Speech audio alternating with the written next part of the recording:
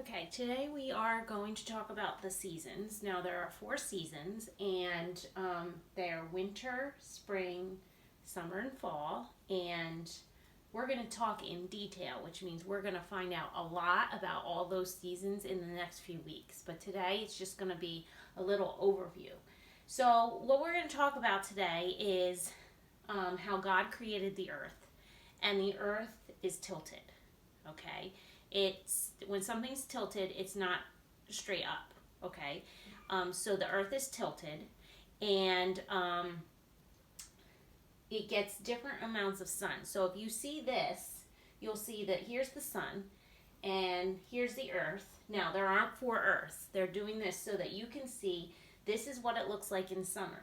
So in summer, wherever the sun is shining, okay, that's going to be where it's hot, and that's going to be where summer is. So we're going to look here on the earth. On this part of the earth, it's going to be summer in this picture.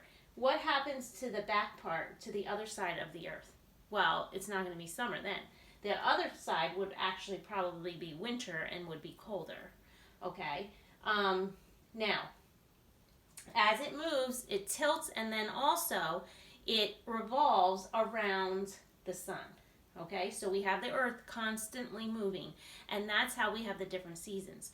When it's closer to the earth, to the sun shining on it, we'll have summer. When it's not, we'll have winter, and then we have fall and spring in between. Okay, so the earth's tilt and how it changes and moves around causes those four seasons. And even though, like I said, even though there's four pictures here of the earth, we only have one earth, right?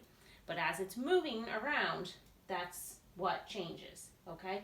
If it didn't, then if the United States, which is where we live, was where the sun was shining, then it would be hot all the time. It would be like summer, okay? But it's not like that, and it's constantly moving because God created it that way.